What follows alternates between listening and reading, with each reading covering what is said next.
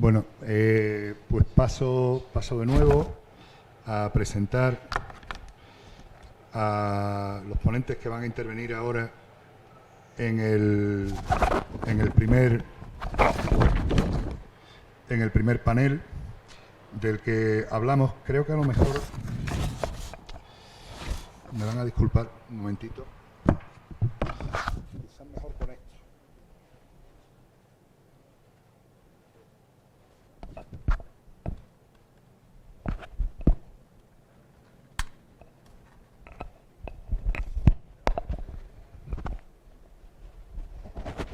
Con esto creo que se oye igual o mejor, ¿verdad? Perfecto. Pues entonces creo que vamos a dejar esto.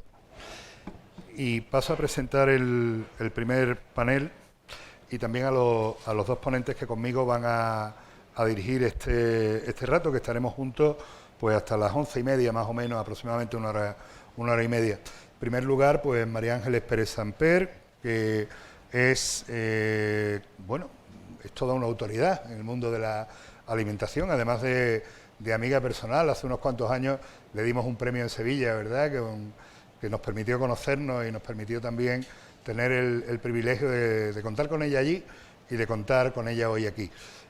Bueno, ella es profesora desde el año 1973 en la Universidad de Barcelona, y desde el año 97 pues fue catedrática de Historia Moderna de la misma universidad, y desde 2020 pues catedrática emérita.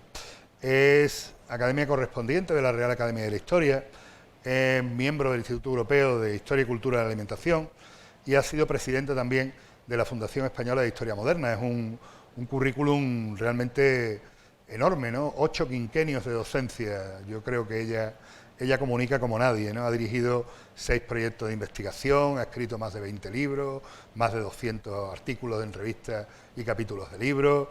Es también autora de una obra que yo creo que es fundamental, publicada en cátedra en Madrid en el año 2019, que se llama Comer y beber, una historia de la alimentación en España, una obra que yo he tenido el placer de disfrutar y que tiro de ella, lo confieso, para muchas veces darle clase a mis alumnos.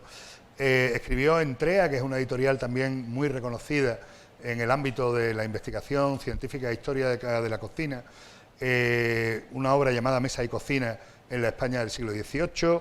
En 1998 editó la obra Libro del Arte de Cocina de Domingo Hernández de Macera. Es decir, que estamos hablando de alguien que es realmente una verdadera personalidad en el ámbito del cual nos va a hablar, y nos va a hablar de un ámbito muy amable, que es realmente podríamos decir, de la iconografía de la cocina, ¿verdad? No voy a avanzar más porque yo creo que ella es la que tiene que hablarnos de eso. Luego también va a participar en este panel Javier Pérez Andrés, que también lo tenemos aquí entre nosotros. Es un periodista especializado en vino, agroalimentación, turismo, desarrollo rural. Es un castellano leonés de raza y comprometido, al que le gusta y quiere su comunidad, también le duele su comunidad, y no duda en dar pues su visión particular cuando hay algo que en un momento dado pues no encaja, ¿no? Escribe en El Mundo de Castilla y León, en La Posada, tiene un programa, El Picaporte, de Radio Castilla y León, en El Arcón, de Castilla y León Televisión. Ha sido galardonado también con el Premio Nacional de Gastronomía. Tiene más de 40.000 seguidores en redes sociales. Eso ya lo quisiera yo. Yo el día que llegué a los 1.000 seguidores, ese día pegaba saltos, ¿eh? Y bueno, pues uno de los pocos periodistas de Castilla y León que todas las semanas pues realiza un programa de televisión, realiza un programa de radio, escribe artículos. Es decir, es también una suerte contar con él. Yo he tenido esta mañana el placer de desayunar con él y hay que reconocer que se aprende en un desayuno, ¿eh? Se aprende en los lugares más insospechados, pero también en un desayuno. Y luego, por último, pues bueno, pues aquí estoy yo. No sé si sentirlo por ustedes, pero aquí estoy yo soy Juan Cartaya, soy doctor en Historia Moderna y licenciado en Historia del Arte. Bueno, curiosamente, mi ámbito de especialidad no es a lo mejor solamente este, tengo otros, pero bueno, el ámbito de la cocina y de la historia de la cocina es algo que me vino hace ya muchos años, 30 concretamente, desde que empecé a colaborar con el Grupo Lezama y concretamente en la Escuela Superior de Hostelería, que está adscrita a la Universidad Pablo de Olavide, en la que doy clase hace ya esas fechas. Así yo tenía pelo cuando empecé, ya desgraciadamente, como todo, esas cosas se pierden. Pero es cierto que eso me ha permitido a mí también descubrir e investigar mucho en el ámbito de la gastronomía y, bueno, pues también traeré a este panel que vamos a hablar, pues, Javier hablará de la cocina tradicional, yo voy a hablarles a ustedes de los manuscritos y cómo los manuscritos nos traen una enorme cantidad de información culinaria y gastronómica que a lo mejor hoy en día pues no tenemos ni siquiera considerada, porque bien, todo el mundo conoce a Ruperto Benola, todo el mundo conoce a Domingo Hernández de Macera, todo el mundo conoce a los grandes, a Juan Altamira, a los grandes autores, escritores, ¿no? Incluso de los siglos de oro, ¿quién no ha oído hablar de Apicio? Pero hay muchas fuentes que se nos quedan ahí, digamos que entre dos aguas, que no las conocemos, no accedemos a ellas, y yo me he querido traer pues unas pocas que de ellas hablaré dentro de un ratito. Así es que bueno, pues simplemente llamo aquí a María Ángeles y a Javier. María Ángeles, te ayudo a subir. Ahora os pongo los micrófonos y os coloco todo. Esto es entre amigos. Venga, pues siéntate donde tú quieras. Y ahora, sí, te pones aquí. Muy bien. Perfecto, esto lo voy a poner yo. Mira, el micro te lo voy a poner yo. ¿Vale? A ver, sí, Javier, por favor. A lo mejor hay que... Sí, supongo yo, pero el problema es que yo esto no lo tengo controlado. No, yo esto no lo tengo controlado. Mira, te doy el mío y nos lo vamos a ir cambiando. ¿Dónde te lo puedes poner? Aquí, en la cintura. Va a ser lo mejor porque yo no tengo casi sitio. Vale, pues nos vamos a ir intercambiando. Si tú tienes algo por ahí mejor, vale, si quieres te sientas ahí. ¿Dónde está el mando para...? Te lo traigo. Buenos días a todos. Es un gran placer y un honor para mí estar hoy aquí en un curso tan interesante.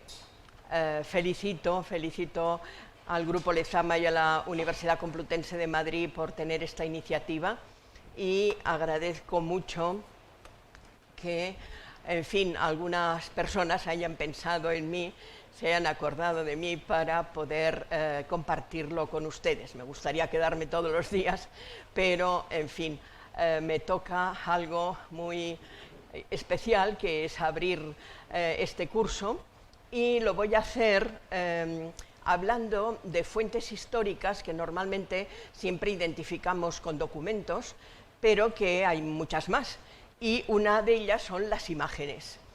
¿Por qué? Porque no solamente son fuentes para la historia del arte, también para la historia en general y muy particularmente para la historia de la alimentación, porque, como sabemos, al alimentarnos no solamente cuenta el sentido del gusto, cuentan todos los sentidos y muy especialmente la vista. Comemos con los ojos, diríamos así. Bien, pues ahora vamos a comer con los ojos. Les voy a poner unos cuantos ejemplos y empezaremos por hablar de banquetes pintados. Y voy a hablar de un banquete de bodas que fue retratado, valga la expresión, por Bruegel el Viejo. Bruegel el Viejo formaba parte de una gran familia de pintores. No podemos ahora entrar en detalles de historia del arte, pero uno de los cuadros que pintó fue precisamente este cuadro, que representa un banquete de una familia acomodada de los Países Bajos, de Flandes, pero en el cual precisamente está representada no solamente los novios, naturalmente, y la familia, sino los archiduques, que en ese momento soberanos de los Países Bajos, el archiduque Alberto y la infanta española, casada con el archiduque Alberto, Isabel Clara Eugenia, hija de Felipe II. Y me ha gustado traer algo que tenía que ver con Felipe II, estando donde estamos. Era un acontecimiento social. La boda es uno de los grandes momentos de la vida de una familia, no solamente de los contrayentes, porque en aquel momento no solo era una cuestión individual, era un enlace entre familias, entre linajes, pero también un gran acontecimiento político, porque la presencia de los archiduques, de los soberanos de los Países Bajos, era una manera de demostrar el nivel de armonía que se había conseguido en Flandes, a pesar de la situación tan conflictiva que se vivía. Es una boda campestre, como era muy habitual en el mundo rural. Se celebraban las bodas al acabar el tiempo de la cosecha y se solían celebrar, aprovechando que era verano, pues al aire libre y precisamente aprovechando un momento en que había la felicidad de la cosecha recogida, siempre que hubiera sido buena cosecha, claro, y sobre todo también pues un cierto tiempo libre. Y entonces aquí vemos detalles, no sé si se pueden apreciar bien porque, en fin, con la luz a veces se pierde, pero al menos, en fin, es una obra conocida y el que tenga curiosidad pues lo puede ver. Era una mesa muy bien servida, se ve el mantel blanco que cubre... Bueno, quería ir para atrás, pero no acierto. Bueno, es igual, no pasa nada. Y entonces, bueno, hay todo el servicio de la mesa, hay panes repartidos por toda la mesa, porque el pan era esencial en la época. Nosotros lo vemos hoy día más como acompañamiento, pero en la época, incluso entre las clases acomodadas, incluso en un banquete donde había mucho y bueno que comer, el pan era esencial. Pero luego pues vemos también la bebida, seguramente cerveza, por el tipo también de jarras, y luego platos sobre todo de carne, porque como ustedes saben, en la época pan, vino y carne eran los tres alimentos que se consideraban esenciales para el ser humano.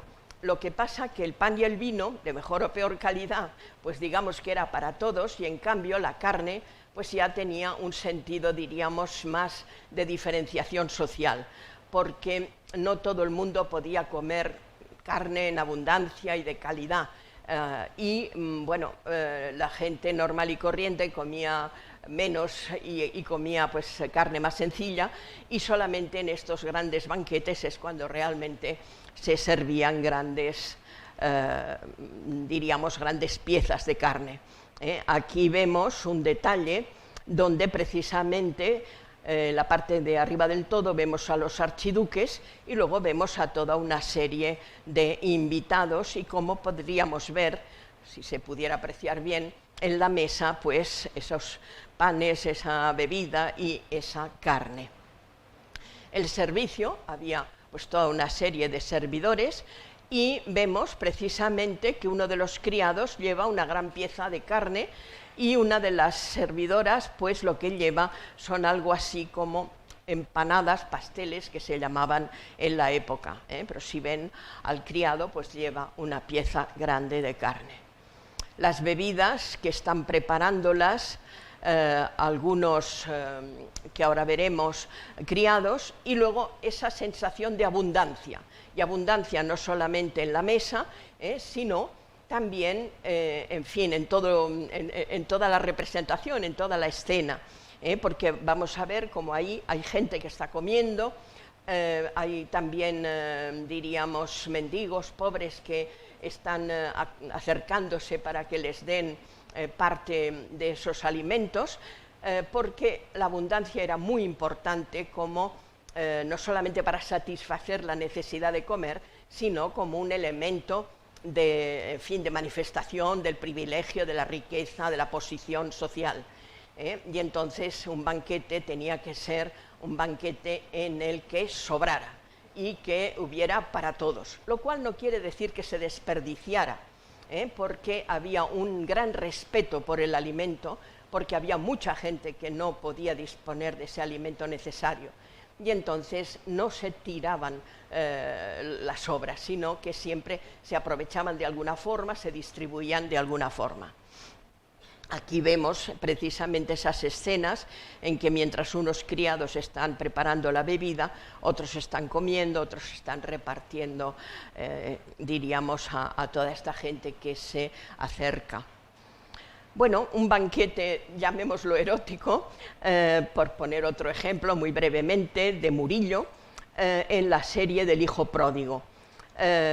Y ahí tenemos una de las escenas de esa serie donde el hijo pródigo, que ha recibido de su padre la herencia y la está malgastando, en fin, en lujos, pues aquí está, en un banquete a dos, diríamos así, en una pareja, y precisamente es muy interesante la forma en que Murillo hace una aproximación histórica, porque eso es un elemento religioso, es una parábola, pero que él representa como si fuera una escena próxima de la Sevilla que él vivió. Y en ese sentido, pues es muy curioso, porque nos manifiesta una realidad. Vemos una mesa con una pareja lujosamente vestida, donde los sirvientes sirven una serie de manjares, y solamente hay de una manera, en fin, un poco, diríamos, discreta, el hecho, bueno, es que yo desde aquí no veo nada. Ah, no. Sí, por favor, porque se ha saltado ahora. Hay que ir atrás, que ha saltado todo de...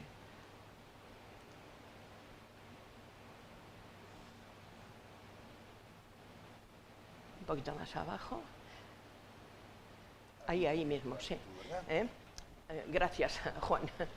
Disculpen, es que esto es muy sensible y de repente...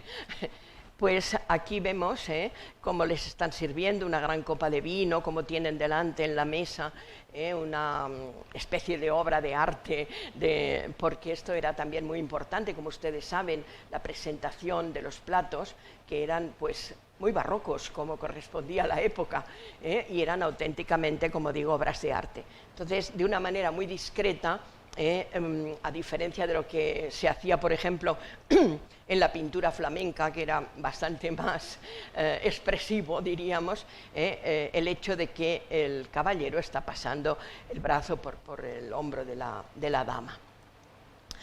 Entonces hay una cierta honestidad, a pesar de que realmente lo que está representando es una escena, diríamos, en fin, de que el hijo pródigo, diríamos, pues está divirtiéndose con una cortesana.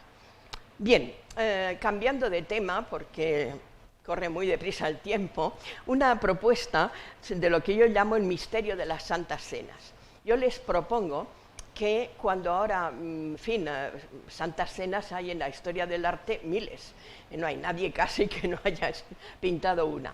Pues bien, cuando ustedes estén delante de una de esas escenas, no piensen solo pues, en el sentido religioso del cuadro, no piensen solo en el sentido artístico de cuál es el autor y en qué época de la historia del arte está pintado, sino hagan una lectura gastronómica. ¿Qué es lo que hay en esa mesa? Y entonces verán que efectivamente el centro es la mesa, pero las representaciones pues, son muy diversas. Los alimentos de la Santa Cena pues, es una cosa muy variopinta y a veces muy difícil de interpretar. En Cornell, la Universidad de Cornell, hicieron un estudio y fue muy curioso, porque lo que se veía es que cada vez había más alimentos sobre la mesa, en general. Pero por otro lado hay otra cuestión, que es el tema de qué es lo que se representa, carne o pescado. Porque, claro, si uno piensa en el origen de esa escena, en la celebración de la Pascua, si uno se va al Antiguo Testamento, pues tendría que representarse el Cordero Pascual.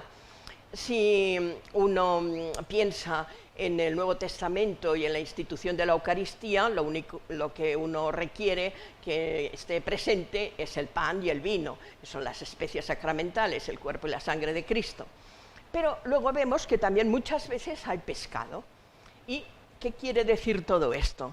Bueno, el pez, como ustedes saben, era un símbolo cristiano, es el nombre de Jesús, Ixis, diríamos las letras, y están representados, bueno, ya en las catacumbas, pero en una de las representaciones más antiguas conocidas de la Santa Cena, que está en San Apolinar Nuevo, en Rávena.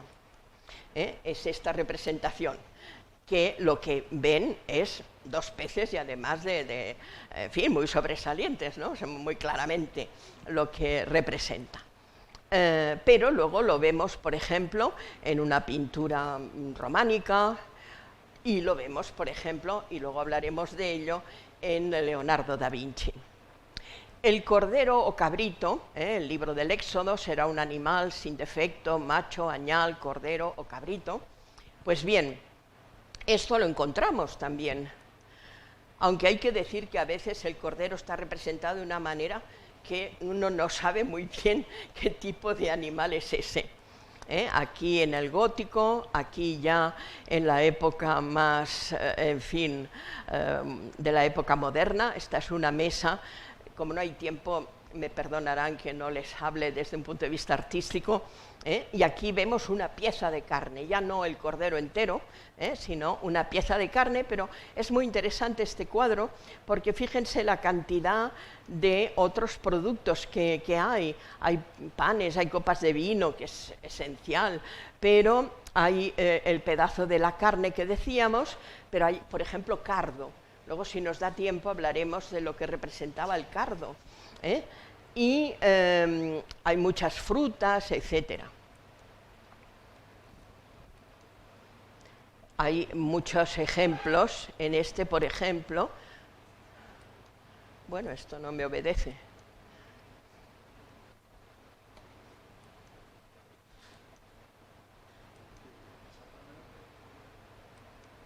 Ahora, y ven que hay como un cordero o cabrito, pero está representado de una manera un tanto especial, diríamos, que casi uno no sabe de qué animal se trata.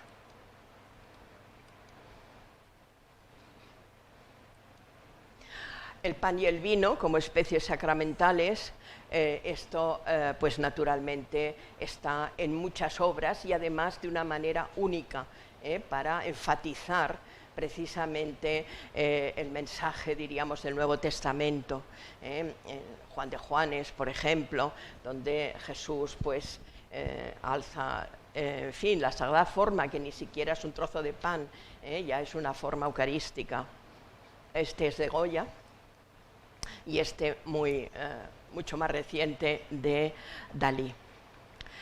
Y bueno, el tema de una cena sin cordero pascual, si hubiera más tiempo, podríamos explicar que hasta el fallecido Papa Benedicto XVI, en una de las homilías que hizo en ocasión del Jueves Santo, pues explicó, en fin, qué sentido podía tener el hecho de que no coincidía la fecha o sea, porque la Pascua hubiera tenido que celebrarse la noche del viernes al sábado, que Cristo ya estaba muerto, se celebró el jueves. Bueno, en fin, no puedo entrar en detalle en este tema, pero, en fin, de alguna manera, pues entraba en esa idea de, y si no era la Pascua, diríamos, judía, sino que era un antecedente, un día antes, y si efectivamente comieron pescado. Y ahora vuelvo a Leonardo da Vinci,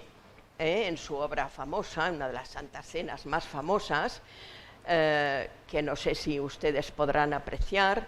La mesa está llena de panes, está llena de copas de vino, pero delante de Jesús está el pan y el vino, pero la bandeja está vacía, o al menos así parece, porque ya saben ustedes que estaba muy deteriorada la pintura y fue restaurada. Y entonces hay una propuesta, que también un historiador de Estados Unidos, Barriano, pues lanzó, que es si lo que representa en esta mesa es un plato de anguilas con naranja. Es una propuesta que hace Barriano y yo les transmito. O sea, ustedes se quedan con ella o la rechazan. Y entonces, en algunos de los detalles, sobre todo después de la restauración, que se recuperó y se podía ver un poco mejor, pues se ve que el contenido de los platos pues es efectivamente pescado, y dentro de ese pescado esas anguilas con naranja, además naturalmente del omnipresente pan y vino en este tipo de representación. Entonces es muy interesante esa inclinación de Leonardo a representar la Santa Cena con pescado, bueno, la elección de las anguilas, que no tiene ninguna motivación ni religiosa ni en fin, pero que puede tener una justificación o una explicación, diríamos, de tipo gastronómico, porque la anguila era un pescado muy apreciado en la época. Y está, por ejemplo, en algunas de las pequeñas notas de cuentas de compras que hacían para Leonardo, para la mesa de Leonardo. Entonces, vaya usted a saber si a Leonardo le gustaba y lo representó ahí. Y entonces aquí, no sé si, bueno, es difícil verlo, pero aquí... Y en la Italia renacentista, efectivamente, tenemos muchos testimonios de cómo se apreciaba.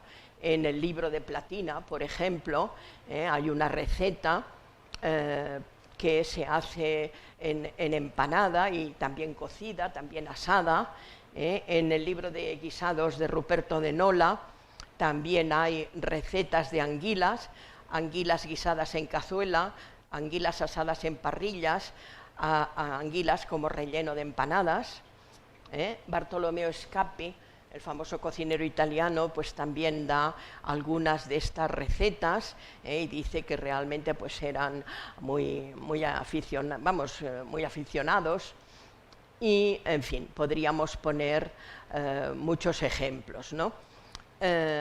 Bien, cambiando en los últimos minutos al tema de las cocinas, otra vez, aunque aquí ya no es tan evidente como en la Santa Cena, esa mezcla que es tan típica de la época en la que la religiosidad estaba tan interiorizada, tan asumida, tenía un papel social, cultural tan importante, no solamente desde las estrictas creencias, sino, diríamos, como elemento que llenaba la vida de la época.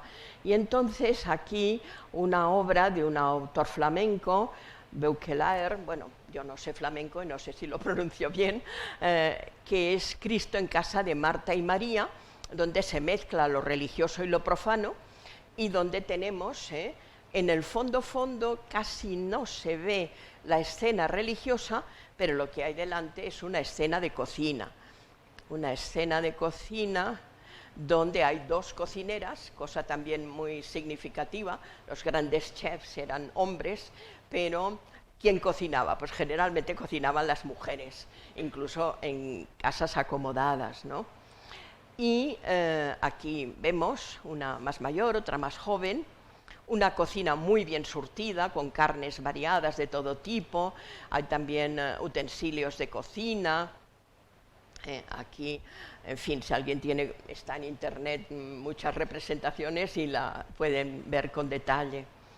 Y relacionar esto con otra pintura muy conocida por todos, que es de Velázquez, Cristo en casa de Marta y María, en Sevilla, en honor a Juan Cartaya, en 1618. Y entonces vemos aquí la escena religiosa, también en segundo término, pero un poco más relevante, y en primer término también cocineras, dos cocineras cocinando o preparando para cocinar, ¿no? Es muy interesante porque ahí se ve a una mujer mayor que le está dando instrucciones a una muchacha joven que es la que está utilizando el almirez.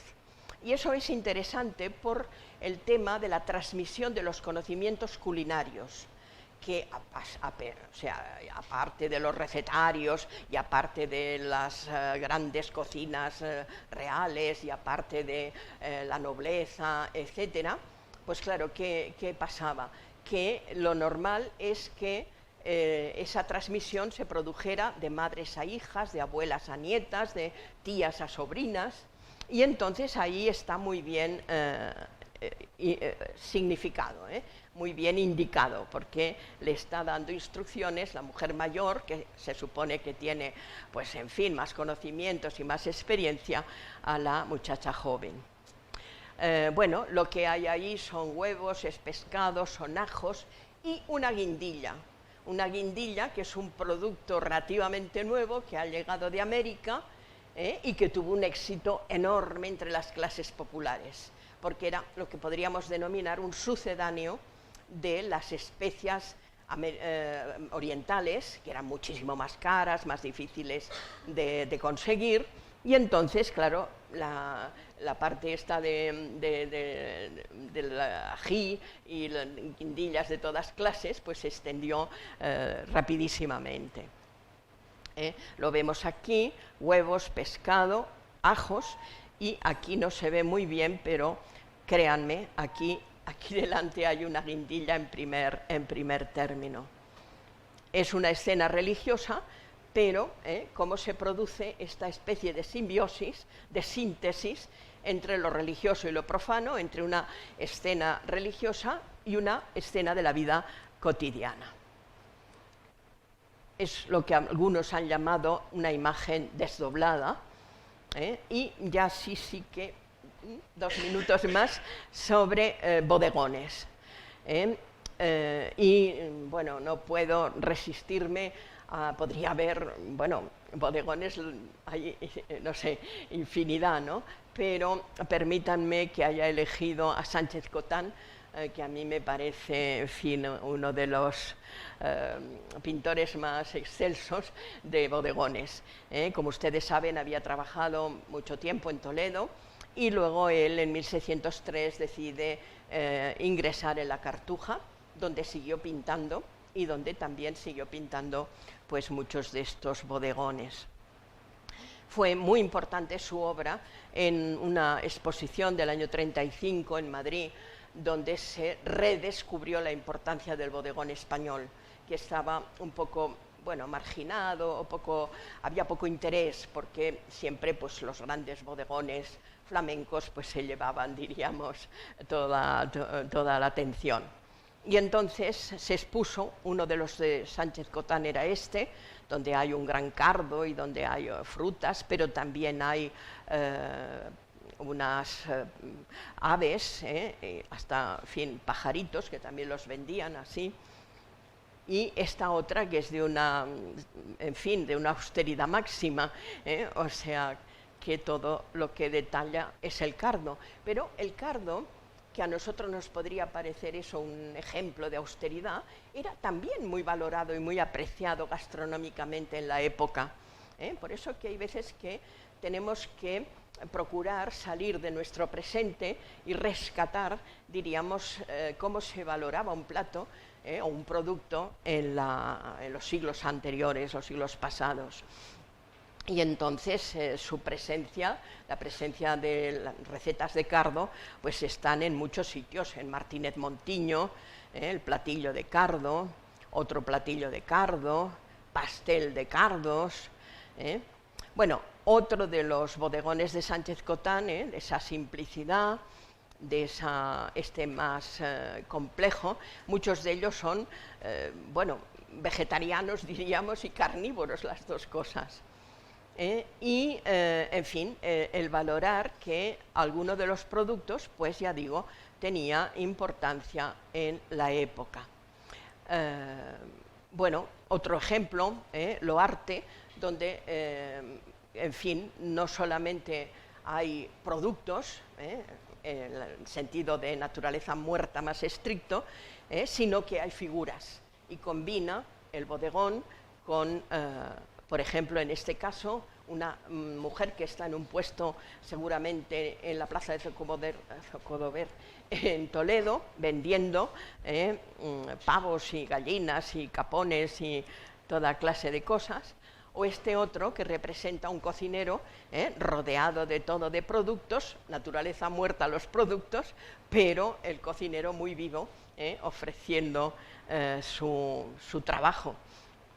Bueno, son elementos muy variados y si hubiera tenido un poco más de tiempo, pero ya termino, les hubiera hablado de una asociación muy característica que es la importancia que tienen los cítricos y concretamente tanto para la carne, pero muy especialmente para el pescado. Y no solamente el limón, que es el que nosotros hoy día tenemos como más habitual y, en fin, imprescindible casi, sino la naranja. La importancia que tiene naranjas y limones, pero muy especialmente la naranja. Fíjense en este bodegón, donde en primer término, junto al salero y los especieros, etcétera, ¿qué es lo que hay? Una naranja, porque era una especie de condimento, apreciaban mucho el sabor ácido, el sabor agrio que decían en la época. Aquí también vemos limones, pero aquí, por ejemplo, en un cuadro de Velázquez, lo que vemos es naranjas. Aquí, ya en el siglo XVIII, Meléndez, besugos con naranjas. Aquí, salmón, también de Meléndez, con limón.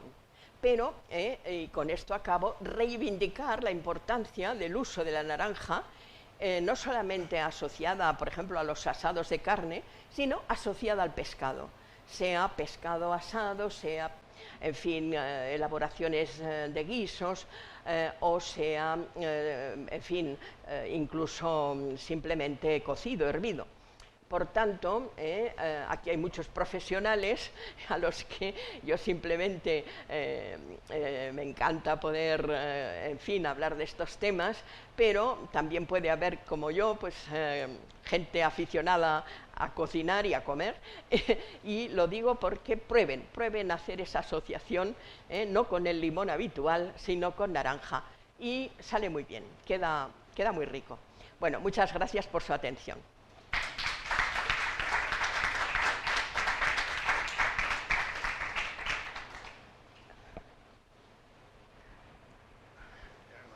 No sé yo. Que no sé yo sacar esto. Cuando habléis vosotros.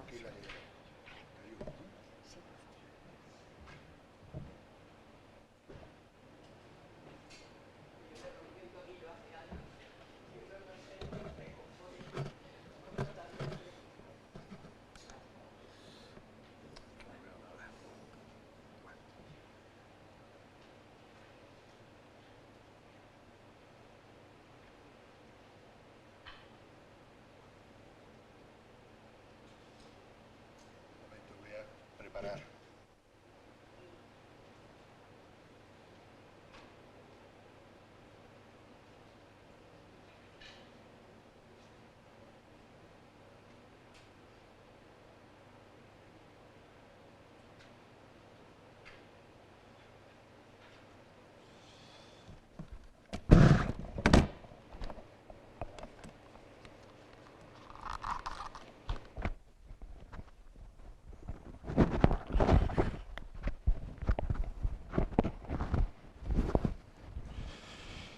Bueno, pues muy buenas de nuevo y ahora me toca a mí. Yo voy a intentar hacer un acercamiento a lo que son los recetarios manuscritos. Hace un rato comentaba hasta qué punto nos perdemos buena parte de lo que es el saber gastronómico culinario del pasado. Porque bueno, quien más y quien menos, como decía hace un rato, pues todos hemos leído, hemos visto, como pues por ejemplo María de los Ángeles Pérez Samper nos ha mostrado en su ponencia esos libros, ¿no?, tan conocidos, esos libros que se editaban, se reeditaban con la difusión de la imprenta. Pero hay que entender también que en el pasado, en realidad, el conocimiento se transmitía fundamentalmente gracias a manuscritos o mediante manuscritos, debido a que en realidad muy pocos libros llegaban a la imprenta y sobre todo además llegaban y salían de ella en muy pequeñas cantidades. También hay que tener en cuenta una sociedad en la cual no todo el mundo sabe leer. Y a todo eso quiero yo aludir. Eh, los libros han corrido manuscritos prácticamente siempre. Hace unos cuantos años, una autora, Irene Vallejo, sacó un libro que se convirtió en una revelación. El infinito en un junco es una obra maravillosa, absolutamente maravillosa. Yo no sé si ustedes la han leído o no. Si no la han leído, les recomiendo que lo hagan porque es un verdadero descubrimiento. Y precisamente comienza con lo que es la creación de la gran biblioteca de Alejandría y explica la gran importancia del manuscrito, porque el manuscrito era realmente el libro que en aquel momento llegaba a las manos de las personas. No olvidemos que la imprenta aparece en Corea en la Edad Media y llega a Europa en Alemania con la imprenta de Gutenberg. Pero en realidad hay un periodo de tiempo enorme en el cual los libros, como digo, van a correr manuscritos. Hay un estudio incluso interesantísimo de Fernando Bouza que habla precisamente de eso, Corre manuscrito, una historia cultural del siglo de oro, que es un libro delicioso, como todos los libros de Fernando Bouza, por otra parte. Bueno, entre esos manuscritos lo que vamos a encontrar van a ser verdaderos tesoros que nunca han llegado a la imprenta o que nunca llegaron, pero que tienen una enorme cantidad de posibilidades, de conocimiento, y eso es lo que yo les quiero traer a ustedes hoy, es decir, mostrarles cómo los manuscritos, que muchas veces están ocultos en las librerías, en las bibliotecas, que nadie valora, que se venden incluso como papel viejo y todo eso, pues pueden ser para nosotros una fuente fundamental para entender, para estudiar, para comprender. Algunos de ellos han sido impresos y otros no. Son manuscritos en general muy antiguos. Los primeros manuscritos culinarios que tenemos en España van a proceder de los siglos XIII y XIV. Ahí tenemos uno, el Libre del Sensoví, que es precisamente bueno, un recetario catalán enormemente importante, que ha sido editado, que ha sido traducido también al castellano, y que es una fuente enormemente interesante, teniendo en cuenta sobre todo que en aquel momento la Corona de Aragón tenía ya una proyección mediterránea muy importante y hay mucha interacción entre la cocina italiana, fundamentalmente del sur de Italia, y la cocina española, la cocina catalana aragonesa. En realidad, eso va a ser constante. De hecho, antes María Ángeles Pérez Samper ha mostrado una obra que es el arte de cocina, el libro de cocina de Ruperto Venola, y precisamente Ruperto Venola es cocinero de los duques de Calabria, que bueno, serán virreyes, ¿no?, en esos territorios. Bueno, como digo, estos manuscritos hoy en día son una ventana para asomarnos a ese pasado culinario de la península ibérica. Y no podemos olvidar también, y precisamente de eso habla este curso al que nosotros venimos hoy, ese pasado andalusí tan importante en el cual pues España estuvo dividida en fes diferentes, en religiones diferentes y en culturas diferentes, que bueno, que también ya sabemos que se ha instrumentado o instrumentalizado, incluso muchas veces políticamente, ¿no?, esa convivencia que en realidad no fue tal convivencia, o esa armonía que en realidad tampoco fue tal armonía. Pero sí es cierto que hubo un pasado importante, enormemente importante, que duró desde la batalla de la Laguna de la Janda, que todos hemos conocido tradicionalmente desde el colegio como la batalla del Guadalete en el 711, hasta la toma de Granada en 1492, y posteriormente eso se quedó, es decir, por lo menos en el ámbito culinario, gastronómico, todo eso permaneció y dura hasta hoy. De hecho, hoy en día lo estamos intentando reinterpretar. Como digo, no solo en los reinos cristianos del norte, sino también, por ejemplo, en Al-Ándalus. De hecho, bueno, hay dos grandes tratados andalusí. Uno es murciano, el Fedalat al-Diwan, el otro es el Kitab al-Tabish, es una obra anónima, de la que solamente conocemos una copia, que es esa que tenemos ahí, que se conserva en la Biblioteca Nacional de Francia y que, bueno, hoy en día pues ya ha sido estudiada, ha sido publicada y, bueno, yo precisamente pues creo, si no me equivoco, que dentro de poco hablaré algo de esto, ¿no? Pero es una obra producida en el Imperio Almohade. Recordemos que el Imperio Almohade en aquel momento abarca no solo el sur de la península ibérica, también abarca el norte de lo que hoy en día es África, buena parte del norte de África. Los almohades tenían su capital indistintamente en Sevilla y en Rabat, con lo cual, evidentemente, pues había un trasiego cultural en el estrecho enormemente importante. Bueno, pues ahí tenemos también ese Kitab al-Tabish, que hoy en día también está felizmente editado, igual que lo está el Fedalat al-Diwan, esos dos grandes manuscritos andalusíes de los que después hablaremos un poquito más.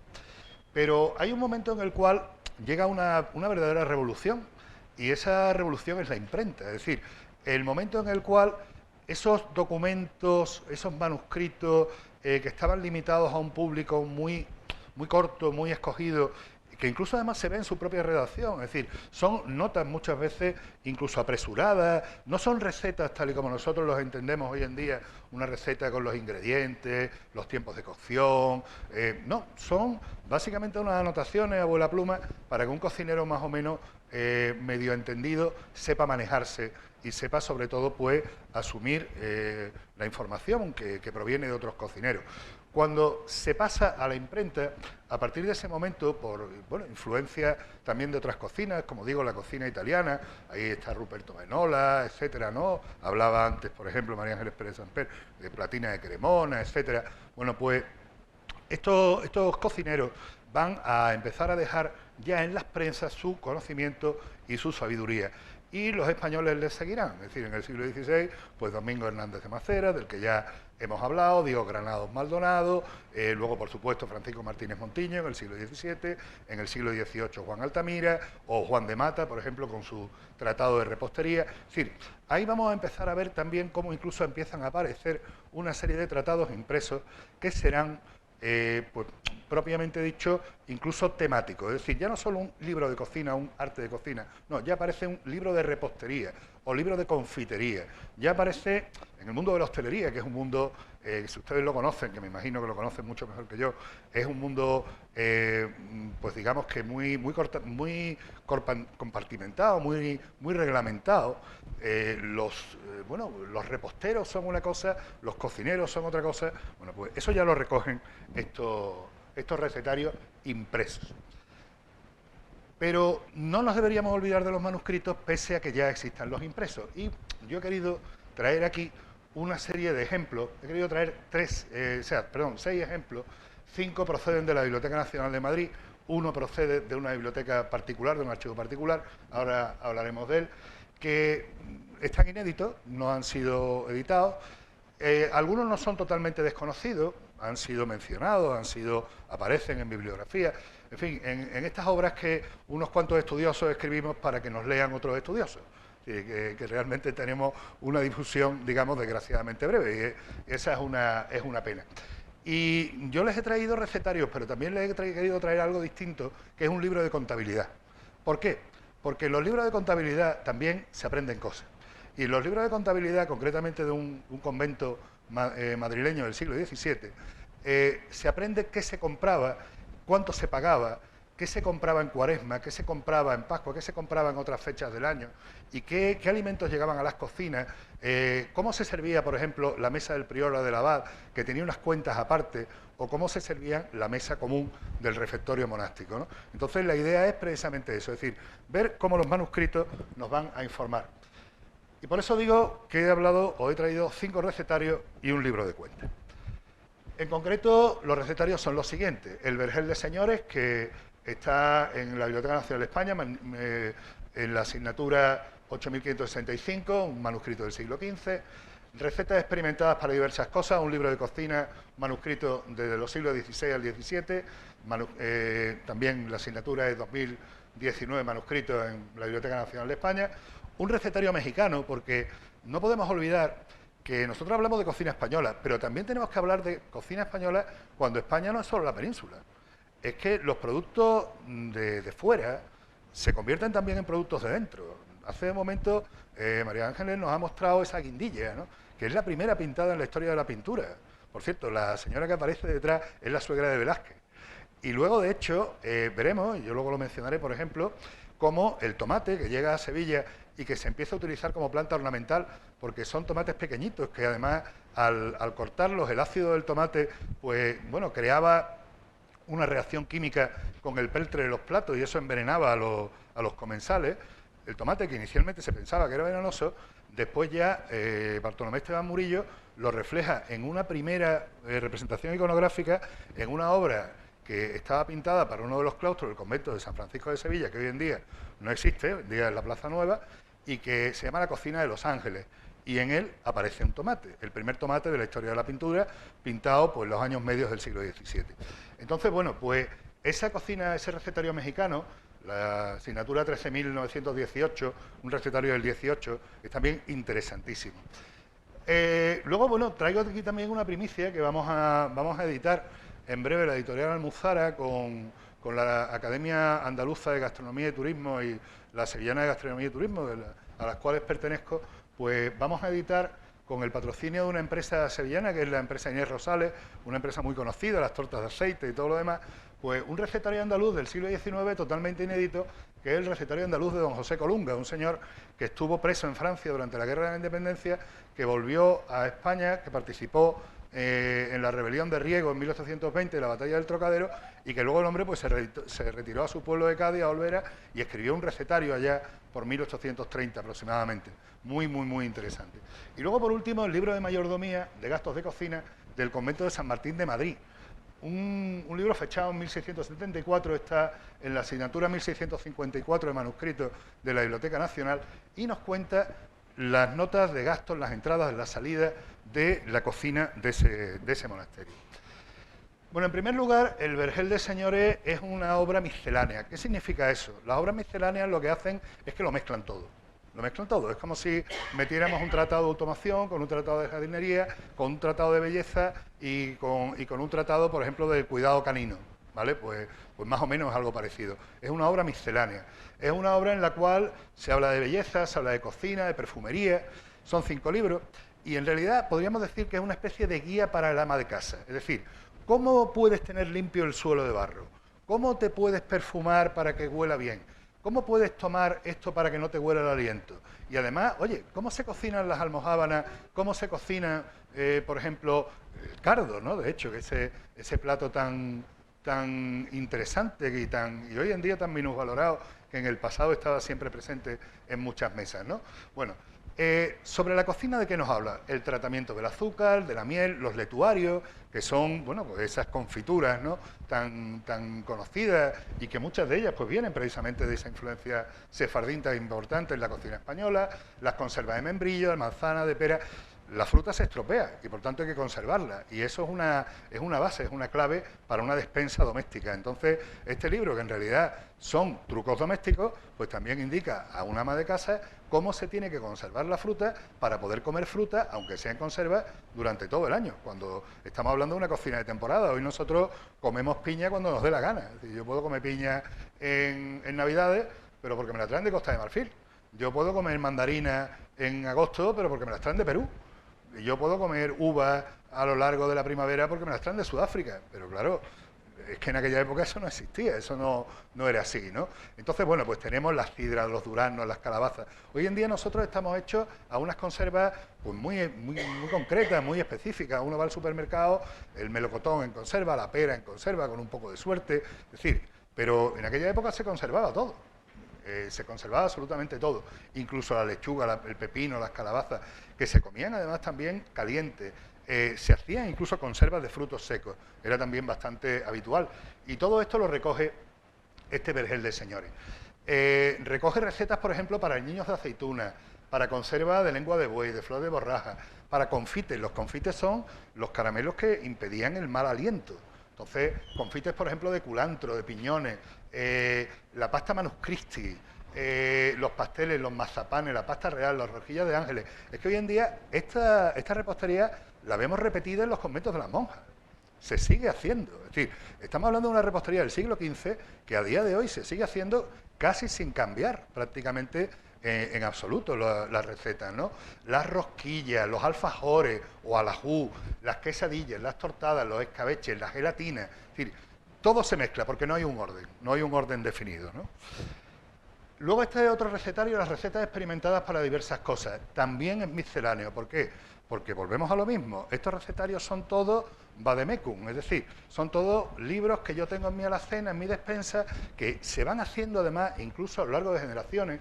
Veremos cómo estos manuscritos incluso cambian de letra. Es decir, veremos una letra al principio y luego veremos otra letra al final, porque son el resultado de siglos, de años de experiencia familiar, en los cuales mi abuela escribía tal cosa, mi madre escribió tal cosa, yo escribo tal cosa y mi hija escribirá otra cosa diferente, ¿no? Entonces, bueno, aquí nos encontramos tratamientos médicos, farmacéuticos, trucos para el consejo para el gobierno de la casa, para la belleza personal, tinte para los cabellos, las cremas, los aceites para el rostro. Por ejemplo, la manteca que doña María de Mendoza traía en las manos. Es decir, era una manteca, una grasa que se colocaba en las manos para embellecer las manos y suavizarlas. Es muy curioso porque además da nombres, es decir, te indica quién es la persona que inventa esa receta o que la trae, ¿no? Y ya en el segundo cuaderno, pues, es donde empiezan las recetas en sí, ¿no? Los mazapanes, las nueces de Valencia. Posiblemente estamos hablando de un recetario valenciano, muy probablemente, los bollos de queso, el pan de leche, y todo eso, como digo, mezclado. Fíjense ustedes que es el mismo manuscrito. Es exactamente el mismo manuscrito, pero la letra ya ha cambiado. ¿Por qué? Porque el manuscrito ha crecido con el tiempo. Esa es la ventaja del manuscrito. El manuscrito crece, el libro impreso no. El libro impreso se mantiene. El manuscrito recoge la experiencia secular de todos los que han venido delante de mí, que yo la transmito también para el futuro, ¿no? Bueno, pues ahí entendemos montones de recetas. Las berenjenas, por Dios, que son, vamos, las berenjenas son una base fundamental para la cocina española, andalusí, para la cocina del pasado, la cocina sefardí. Están en todas partes las berenjenas, ¿no? Los dulces de membrillo, azúcar guindado, las pastas de rosa, ¿vale? El alahur, que es un dulce de frutos secos con canela, con clavo y con jengibre. Dulces muy especiados, como hoy en día se hacen, por ejemplo, en Marruecos. Hay recetas incluso con nombres propios, ¿no? Que decía, la escudilla de Elvira de Castejón. O sea, Elvira de Castejón, una dama, posiblemente de la corte de los virreyes de Valencia, pues se inventa una escudilla, que es un plato que resulta que gusta y que van a su casa a comer y, oye, Elvira, ¿cómo prepara vuestra merced este plato? Y entonces la lleva a la cocina, le explica cómo lo prepara, la buena señora toma nota y se lo lleva a su casa para repetirlo porque le ha gustado especialmente, ¿no? Bueno, las conservas, el calabazat, el diacitrón, que es la conserva de sidra con azúcar, que hoy en día está presente en nuestros dulces. Los cortadillos, ¿no? Rellenos de sidra con azúcar, las clareas, las suplicaciones, el pan de lot, que es un dulce de pasta de almendra con agua rosada y con azahar, que también, pues como digo, pues suele tener ese origen valenciano. Luego tenemos otra receta de memorias para guisado, que también es un conjunto misceláneo. Las recetas conviven, pues como siempre, ¿no? Adobos de guantes. Los guantes se perfumaban, porque era una forma también de llevar perfumadas las manos. El producto que es la alberenjena, ¿no? Lo que he comentado hace un momento, la alberenjena o berenjena, ahí lo tenemos, ¿no? Otra manera de alberenjena. Las almojábanas, el cardeno adobado, los guisos de cabrito, los pesolets. Este sería un recetario seguramente catalán, muy probablemente catalán. La salsa de pago que aparece en el libro del Sensoví, las tortas de queso, la torta real, la capirotada, la cazuela de Cuaresma. Es decir, aparecen multitud, como digo, de recetas, quesadillas, salpicón de conejo. Todo esto luego lo vamos a ver muchas veces reflejado en los libros de cocina impresos, como digo, que serán interesantes. Los bizcochos del sepulcro, la salsa burela, las morcillas blancas de Trasobares, la tortada de nata. Posiblemente, como digo, un recetario catalán que se va a escribir entre el siglo XVI y 1621. En 1621 este recetario va a terminar de escribirse y lo vamos a recibir hoy en día, pues, en cierto modo fosilizado, como un mosquito en ámbar, ¿no? Prácticamente algo más o menos parecido. El recetario mexicano del siglo XVIII, que es interesantísimo, ¿no? Ya María Ángeles Samper decía, ¿no? Precisamente que el rey católico disfrutaba de las piñas, de las ananás, exigía que los barcos que venían de América le trajeran piñas porque era la fruta que más le gustaba, le entusiasmaba. La patata se comía en la década de 1570 en Sevilla. En Sevilla, el Hospital de las Cinco Llagas, que es hoy en día el Parlamento de Andalucía, sus libros de cuentas, como digo, los libros de cuentas son muy importantes, su libro de cuentas precisamente nos muestra el cómo la patata se producía, se cocinaba para los enfermos del hospital en la década de 1570. Como comentaba, el pimiento, el tomate, que lo comentaba en la cocina de Los Ángeles. Bueno, pues este recetario es un recetario que hoy en día se conserva en la Biblioteca Nacional de Madrid, pero es un recetario propiamente mexicano.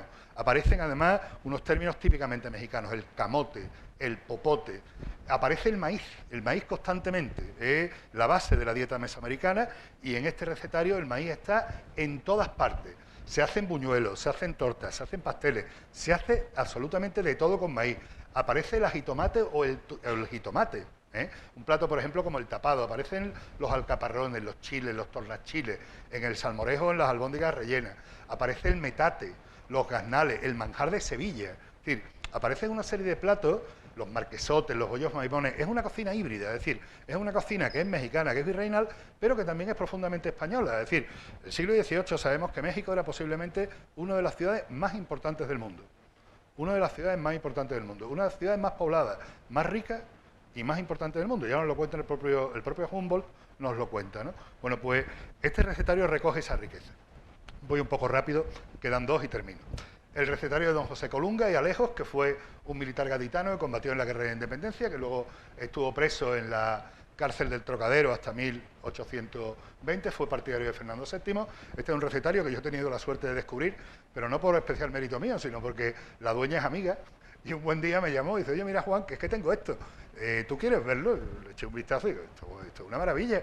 Y entonces ya, bueno, pues te mueves como puedes y al final consigues que te lo editen. Esto lo queremos sacar para el año que viene, para 2024. Y es, bueno, cocina popular andaluza, fundamentalmente repostería, y además asociada a topónimos muy concretos. Recetas de Utrera, que es un pueblo de Sevilla, recetas de Araal, recetas de Estepa, es decir, algunas muy conocidas porque están los polvorones, los mantecaos, los alfajores, que son dulces de Navidad, pero ya existían, ¿no? Bueno, pues como digo, ahora mismo estamos en proceso de edición de este recetario y bueno, las pellas, las tortas de tocino, los huevos chumbos, los rosquetes de Estepa, las empanadas dulces, las tortillas de morón, el piñonate, los pastelillos de Carmona, los polvorones de Araal, el ar de Mercedes, es decir, es que es muy curioso porque volvemos a lo mismo, son recetarios de gente que forma parte de tu familia, de tus amigos, de la gente más cercana, ¿no? E incluso pues salchichas de Génova, perdiz, pavo en pepitoria. Y termino con este libro, el libro de mayordomía de gasto de cocina del convento de San Martín de Madrid, siglo XVII, y es un libro de cuentas que se va a llevar a lo largo de 5 años, entre 1674 y 1679, y nos va a contar muy bien las entradas de ingredientes y los precios de esos ingredientes, expresados por días, años, semanas y meses, lo cual es estupendo porque nos permite ver el calendario que se seguía en el convento para comer. Y además se valora en maravedís, con lo cual también nos permite valorar cuánto costaba, por ejemplo, una libra de pasas, ¿no?, a finales del siglo XVII en Madrid. Bueno, pues ahí tenemos un convento que es un convento muy antiguo, un convento edificado en Madrid a finales del siglo XI, que da lugar también al arrabal de San Martín, que es uno de los primeros arrabales de la ciudad. Es un convento benedictino y nos vamos a encontrar, pues hoy en día estaría situada una manzana entre la calle Arenal, la calle Hilera, la calle San Martín, muy cercana a la Plaza de las Descalzas Reales. ¿Qué nos encontramos? Bueno, nos encontramos con huevos, he puesto buenos, lo siento, huevos, sal, especias, pasas, los barros vidriados, porque también se compra el menaje del que nos ha hablado María Ángeles hace un momento, ¿no? Es decir, los barros vidriados, los platos, las olletas, todas las cazuelas, las cacerolas, las verduras, la nieve que se traía de los neveros. La nieve era fundamental. En la corte de Felipe II se puso de moda beber helado y se traía la nieve de los puertos del Somosierra y del Guadarrama. Había neveros en Madrid, había neveros cerca de la Plaza Mayor, por cierto, y uno de los que puso de moda beber helado fue don Juan de Austria. Don Juan de Austria tenía la costumbre de beber el agua con hielo, algo que, bueno, que incluso pues había podido costar ciertos disgustos a su familia, puesto que siempre se ha dicho que Felipe el Hermoso muere después de jugar en Burgos un partido de pelota por una copa de agua helada que bebió. Y que, bueno, ahí siempre pues se han dicho más cosas y la larga mano de Fernando el Católico, pero bueno, no elucubremos cuando no sabemos con certeza, ¿no?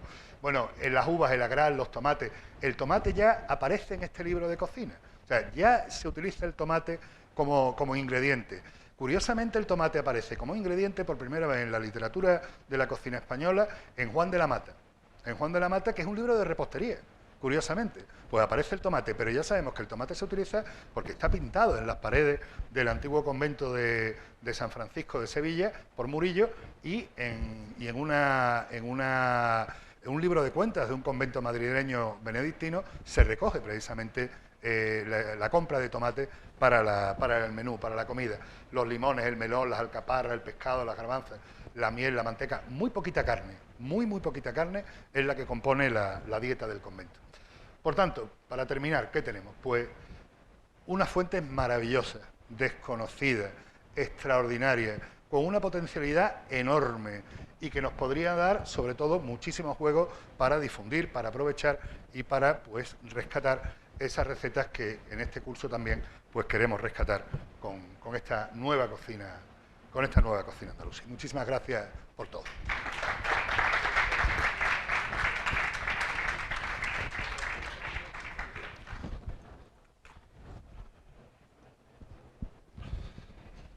Pues Javier.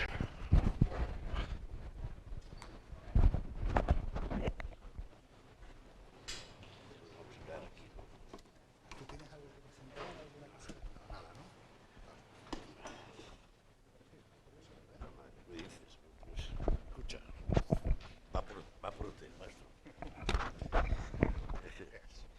Vale, ya está. Bueno.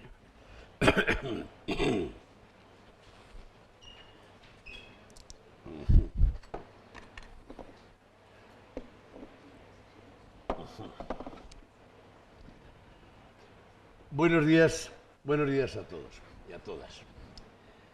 Estoy encantado, porque de alguna manera, una vez más, hoy, las dos primeras intervenciones corroboran la importancia de este curso y de que la máquina del conocimiento que es la universidad, en este caso la Complutense, se acerque a una derivada que nos viene muy bien en los momentos que atraviesa este país.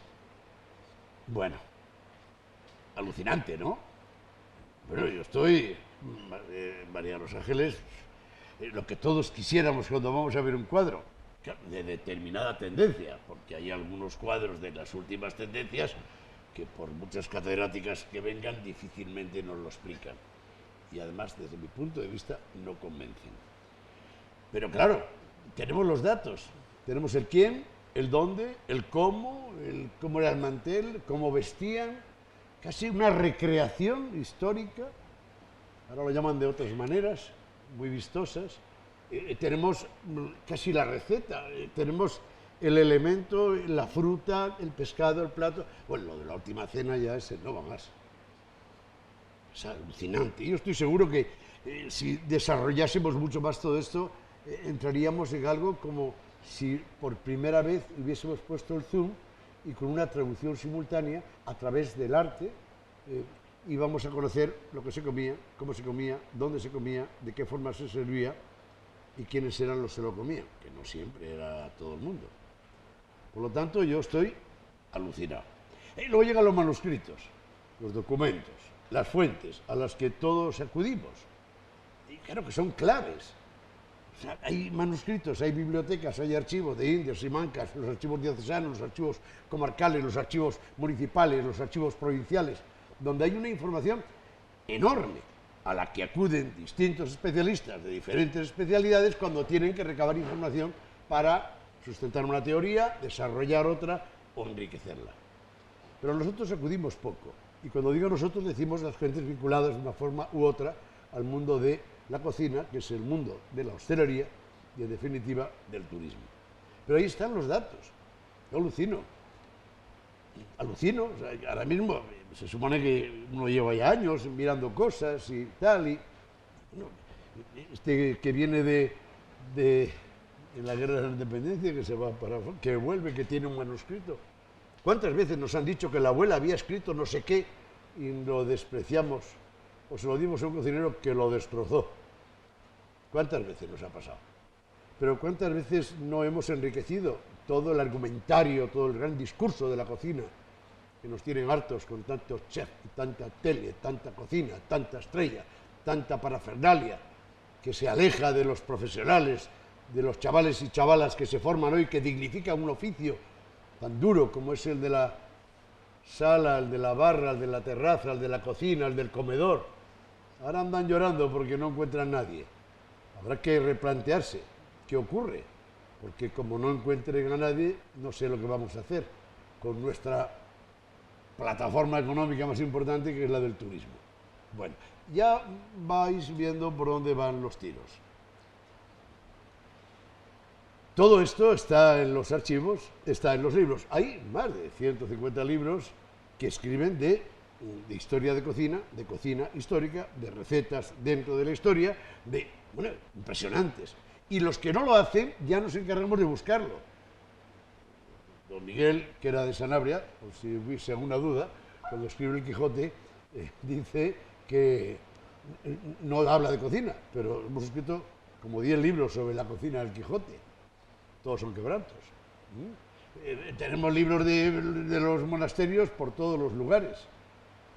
Por lo tanto, lo de la última cena. Pero a nadie se le ocurre en Sevilla, en Zamora, en Murcia, en Valladolid.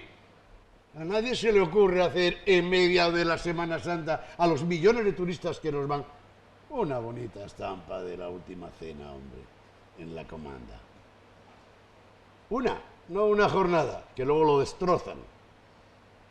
Una, plato, bien argumentado, bien contado. La gente alucinaría, porque estaría encajando con el momento que disfruta el visitante cuando pasea por Sevilla y le llevan a un sitio y te voy a hacer la última cena.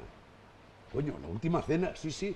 Mira, la última cena tenía esto, y mira, estos 2 cuadros. Y lo pongo, se lo montamos, es que ahora lo podemos hacer perfectamente. Y lo podemos hacer eso, podemos hacer una cena renacentista, barroca, medieval, toda. La romana, vamos, los romanos lo tenemos todo. Vamos, podemos hacer la película Maximus sin ningún problema, en cualquier momento. Podemos recrear una cocina romana, y lo sabéis. Podemos vestirnos como ellos, podemos sentarnos como ellos, podemos comer en una estancia como la de ellos. Y hablo de los romanos. Fijaros qué lejos y qué cerca. Pues no hay manera, no hay manera que nuestra gente de la cocina, de la sala, de la hostelería, del colorín y del empresariado y del sector se tomen en serio la cocina histórica. Es incomprensible cómo al lado del acueducto de Segovia o al lado de uno de las ciudades que exhiben un patrimonio histórico, artístico, monumental, extraordinario, no tengamos una respuesta en la comanda.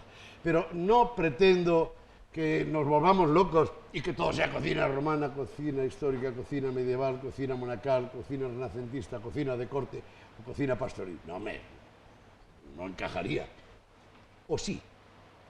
Yo me estoy comiendo kebab, me estoy comiendo cocina fusión, estoy siendo invadido en mi cultura gastronómica y alimenticia por un montón de corrientes que además aplauden los del vértice. ¿Sabéis quiénes son los del vértice? Los del vértice son una serie de establecimientos, de personas, de platos que tienen un nivel y que se caracterizan por técnica de cocina, tendencia, fusión, creatividad. 150 euros un plato. ¿Quién ha dicho que la supremacía de los valores gastronómicos reside en la vanguardia? ¿Quién ha dicho que la supremacía de los valores alimenticios reside en las técnicas de cocina, en la evolución, en la innovación? ¿Quién ha dicho que la cocina es el fiel ejemplo de la alta cocina? Cuidado, nos ha costado discernir muchas veces entre los minimalistas y los artistas que llevan la vanguardia hasta los últimos extremos y te dejan perplejo cuando no sabes ni qué decir, y si lo dices, ojo, que te descalifican y te ponen boina. Bueno, a mí si me la ponen me encantaría. La llevaba mi abuelo y no voy a tardar nada en ponérmela. Pero hay algo que no funciona, hay algo que no estamos haciendo bien. O tenemos un patrimonio tremendo, Juan, es tremendo. Tenemos una argumentación posiblemente única. O sea, no hay un vademecum, no hay un arcano, no hay una como el que disponemos en este país, ni tampoco hay algún país o alguna nación europea que se asemeje en nuestro potencial turístico. Recibimos millones de turistas y les vendemos, ¿qué les vendemos? Coño, si seguimos vendiéndole lo que aquel visionario, por cierto, paisano mío de Valladolid, el Marqués de la Vega Inclán, cuando en el 28 se inventa los paradores y empieza ya a tocar el tema de las cocinas locales, aquel comisario regio de la Comisaría Regia, la primera, y empezamos a tomarnos en serio el turismo en este país, y a veces pienso que seguimos igual. A veces pienso que por muchas faldas, que ahora las quitan, no sé por qué, que las evolucionen, coño, en el parador, me refiero a la vestimenta de los operarios, de los chicos y chicas que trabajan en paradores, empezaron a funcionar, pero ahora ya estamos hasta perdiendo el hilo, ahora ya se están tomando como más beneficio que servicio, cuando los paradores nuestros, pagamos todos, los paradores eran más servicio que beneficio, y además siempre lo hicieron bien. Bueno, vuelvo al qué nos pasa. ¿Al qué nos pasa? Si tenemos argumentos para todo, podemos recrear una mesa monacal, una mesa medieval, una mesa pastoril, una mesa de la Mestra, una mesa de la transhumancia, una mesa costumbrista. Vamos, si tiramos de los cuadros de los costumbristas, madre mía, nos volvemos locos. Están perfectamente definidas. Mira, yo vengo de una comunidad que tengo la suerte, hombre, no suena mucho, los telediarios salen siempre los vascos, los catalanes, Extremadura cuando hay guerra, como ahora, solamente, y Andalucía casi siempre. Además lo merecéis. Pero claro, Castilla y León tiene mucho que decir, no solamente por su extensión geográfica, es una de las comunidades europeas más grandes. Algunos dijeron que por qué hace 40 años hicimos una comunidad tan grande, unimos la Castilla la Vieja, Reino de León, quitamos Santander. No lo sé, a mí me gusta que lo hicieran, porque nos dieron la oportunidad a los que vivimos, trabajamos, nos desarrollamos y crecemos en esta comunidad de vivir en un lugar con 9 provincias, una comarca que se llama El Bierzo, la raya con Portugal que nos une a un país de los nuestros, y además las 8 lindes. Las lindes, País Vasco, Cantabria, Asturias, Castilla-La Mancha, Rioja, nos rodea. Fijaros lo que nos llega, lo que nos entra, lo que nos sale. Las romerías y vírgenes que compartimos. La de platos que compartimos.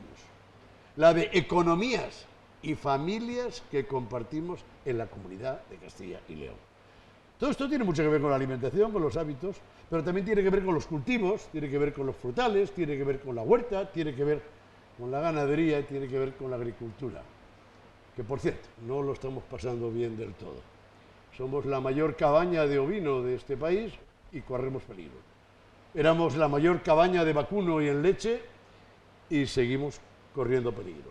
Éramos la mayor despensa de caza y ciertas leyes nos lo están poniendo complicado y hay que venir a Cáceres a un matadero porque lo que matamos arriba, si nos lo dejan matar, no lo podemos llevar a la mesa. Y no me digáis que lo del pelo y la pluma no tiene que ver con lo nuestro. Mucho. Ha ido desapareciendo, por cierto. Fijaros qué arcano, más impresionante, solamente para entrar en materia prima, solamente para entrar en cultivos, en eso que llaman los de ahora, de producto de cercanía, kilómetro cero. Harto me tiene. Es mentira. Bueno, no es verdad del todo. Mi madre me dice, hijo, no lo digas así y no digas tacos y sé respetuoso, que vas a la universidad. No, hoy la he hecho poco caso, menos mal que no me ha oído. Pero es verdad, cocinero a tus cocinas. Dale, ya sé que queda guay, hombre, a las páginas del mundo, del país, que eres hortelano. No, tú eres cocinero. El hortelano es un señor que está desapareciendo porque tú no le compras. Igual hay que plantearse un poco eso. Estas son excentricidades mías que pido y os pido que me disculpéis, pero no dejan de ser opiniones personales que en ningún momento ponen en orsay a quienes hacen eso, que está muy bien, lo de la huerta. Ahora hacen de todo. Pero incluso hacen guiños a las cocinas siderales. Pero no se atreve ninguno a tomarse en serio lo que hemos visto aquí ahora. Pero a tomárselo en serio de verdad, Está bien el plancton para que coman. Benditos leones. Genial. Pero yo quiero esto. Y fijaros, vengo de una región donde desde Atapuerca hasta nuestros días hemos formado parte de la historia de España, de Europa y del mundo. Vengo de una región donde se fragua el mayor acontecimiento de la historia universal, que fue el descubrimiento. La mitad la tenéis en el archivo de Indias, pero toda la pasta que se pagó la tenemos en el archivo de Simancas. Pero, jolín, vengo de una región donde después de Guadalete tuvimos que esperar, pero el que empezó fue Pelayo en el Valle de Valleón, en las montañas de León. Vengo de una región donde se fragua la historia de este país, donde se expanden los monasterios con más profusión que en ningún lado y en consecuencia roturación de bosques, alimentos, recetas, cultura, becerros, cenobios. Vengo de una región que atesora el 52% del patrimonio monumental español, la mitad, 2 puntos más, 2 puntos menos, me da igual. Pero lo cierto es que en mozárabe, que en renacimiento, que en barroco, que en románico, que hay una enorme muestra que está salpicada por toda la geografía de la Comunidad de Castilla y León. Alguno ya tocando ha muerto el campanero o la campanera. Era una monja, la campanera, la de la canción. Pero algo está pasando, se nos van muriendo, son mayorinas. ¿Y qué vamos a hacer con tanto cenobio, tanto monasterio y tanto? Ese es otro problema. Pero me viene muy bien decirlo ahora porque ellos también tuvieron mucho que ver con los recetarios, con la cocina, fundamentalmente con los cultivos y con la elaboración de materias primas, desde los quesos a los vinos, aguardientes, etc. Pero hay más. Una región donde Roma dejó su huella, huella que seguimos pisando. Algunos dicen que Balata es Camino de Plata, otros que no. Me da igual, lo que sí que tengo claro, según Roldán Herbás y el itinerario 22 de Antonino, que la Vía de la Plata, iter ab emerita Asturica, iba de Mérida a Astorga y está perfectamente definida con sus miliarios, sus mansios y perfectamente documentada. Con lo cual quiere decir que estamos llenos de villas romanas en mi región, que nos cruzan todas las calzadas romanas, que conexionaron la Lusitania con la Tarraconense, con todo. Es un pequeño, levantamos la piel y nada más levantar la piel aparece el camino histórico, otra piel la calzada romana, otra piel el camino protohistórico, ese que hacían los animales en sus traslados naturales de un lado a otro, y vamos levantando las pieles y es una región riquísima. Vale, ya sé que muchas de las regiones de las que procedéis les pasa lo mismo. Pero no dejarme por lo menos decirme que lo de los más kilómetros cuadrados, lo de más patrimonio monumental, lo de todo eso nos corresponde a los que vivimos y votamos, a veces con la nariz así, y votamos en la Comunidad de Castilla y León. Y todo esto, pues, no me lo invento. Las ciudades del hombre demostraron el patrimonio histórico-artístico vinculado a la Iglesia, que es la cultura cristiana que había en muchos años, lo que vemos en el Vaticano y lo que vemos cuando vamos a Italia. Y nadie se sorprenda, la gente dice, bueno, ciudades del hombre, pero tanto patrimonio como que no, y más. Ciudades del hombre fue un fenómeno cultural, social, turístico y económico extraordinario, al margen del artístico. Claro que ahora ya vas con los jóvenes y no saben, hay una parábola y no saben discernir, y aparece un profeta y ese quién era, y aparece una ballena que se traga a alguien y ¿eso qué es? Allá ellos, los que están impidiendo acercar una información, una cultura, que son de las derivadas de donde hemos nacido, y que va a haber una generación que no sabe nada de eso, ni de historia, ni de muchas más cosas. Y claro, eso lo podemos trasladar a la generación que tenemos hoy al frente de la maquinaria, al frente de la máquina, al frente de quien de verdad traslada todo esto al comensal, al turista, al paisano o a su cuñado cuando le lleva a casa a comer. Y ahí es donde estamos fallando. Nunca se han escrito más libros como ahora. Nunca se ha publicado tanto de gastronomía como ahora. Nunca un cocinero acaparó la atención, los titulares, las portadas de la sociedad como ahora. Recuerdo los años finales de los 80, cuando aparece Ferran Adrià, para un servidor, desde mi más humilde opinión, aunque yo no soy de esta frase, luego no respondo a ello, el único, el grande, el que marcó las bases, el que marcó las conductas, el que revolucionó la forma de entender un restaurante, la forma de entender la creatividad, la técnica para desarrollar la innovación, el único. A partir de ahí no hay nadie, es opinión personal. En un debate a lo bestia seguiríamos, porque además me mantengo, y esto tiene mucho que ver con lo que voy a decir ahora, que nos hemos quedado ahí. Pero vamos a ver si en toda la historia las corrientes culturales han tenido maestros, profetas, discípulos y corrientes. Y aquí no. Sí, ya sé que todos estáis diciendo, que yo tengo en Cádiz, yo tengo en Sevilla, yo que tengo en Zaragoza, oye, que tengo en Cáceres, oye, que yo tengo, que son estrellas Michelin. ¿Y qué? Estrella Michelin es equivalente a un doctorando en cocina. No. ¿Que son necesarias? Por supuesto. Tranquilos. Estaría bueno, yo voy todos los años a la Michelin. Cuando pasan 2 meses les pongo a parir, pero al principio voy, aplaudo y bienvenida sea la guía roja de los franceses, que nos dicen o nos ponen, nos espolvorean algunos Pero claro, ahí me dan miedo porque es que me están espolvoreando, me están haciendo famosos un tipo de cocina que no podemos hacer todos. Y además tiene mucho que ver con una cocina que nos está jorobando.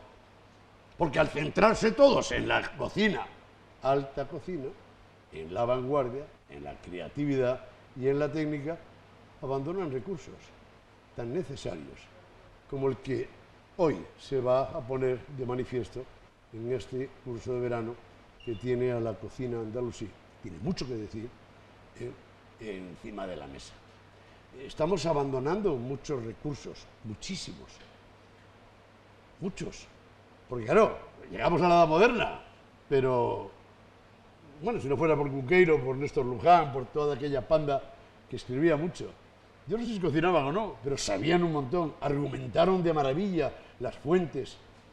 De vinos no tenían ni idea, porque luego vino después ni Xavier Domingo, ni Eugenio, todos estos. Luego el vino llegó después, llegó ya con la revolución de los años 80, 90, e introdujeron ya pues, el lenguaje que todos conocéis de la cata que algún día habrá que revisar también. Pero el problema es que no hemos trasladado todo esto.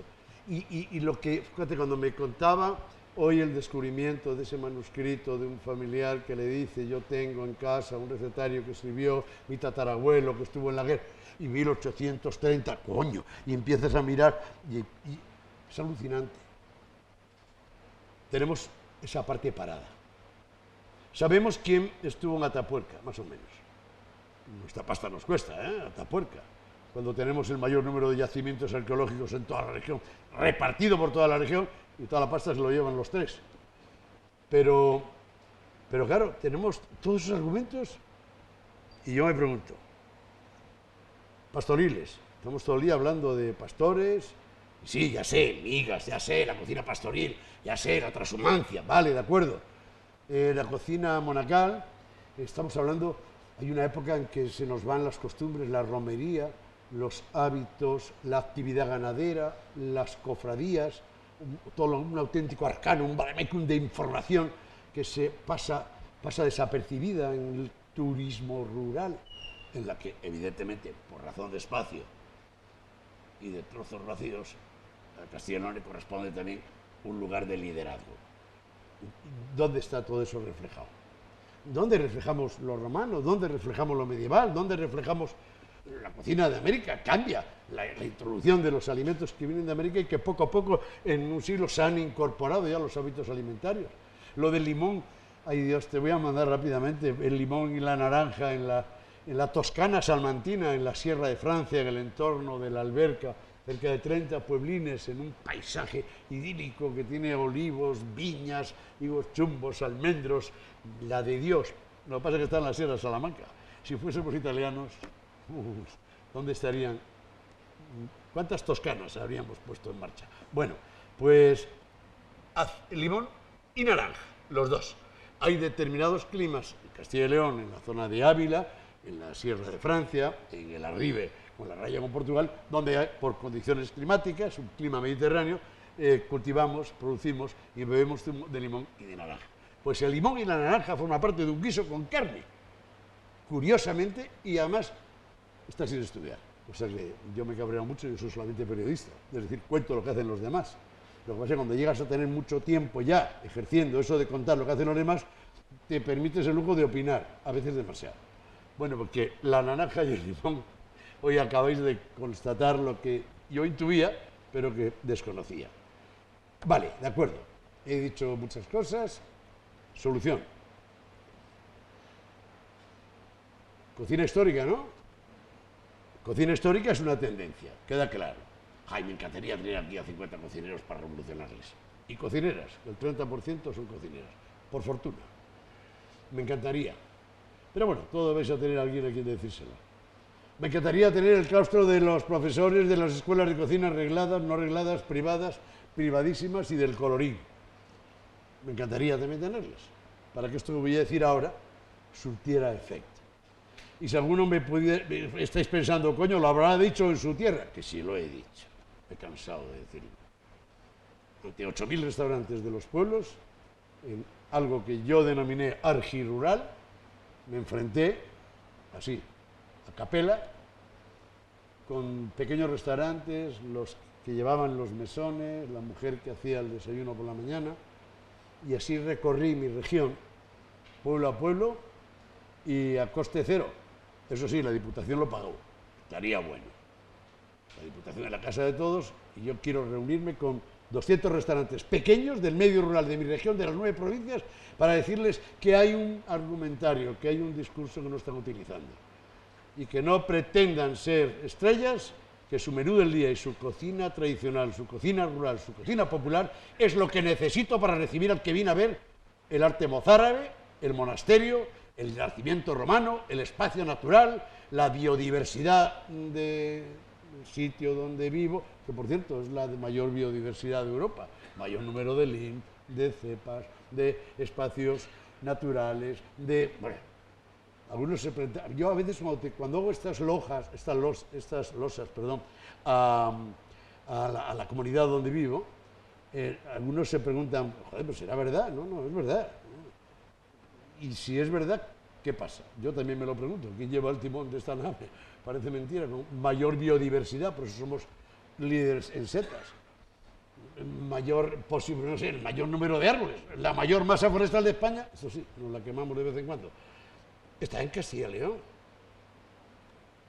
Y esto tiene mucho que ver. El mayor número de reservas de la biosfera y de parques y de tal está en Castilla y León. Tiene mucho que ver con los valles, con los ríos, con la fertilidad de las tierras, con los vinos, con los pastos, con todo eso que luego termina en el plato que nosotros defendemos.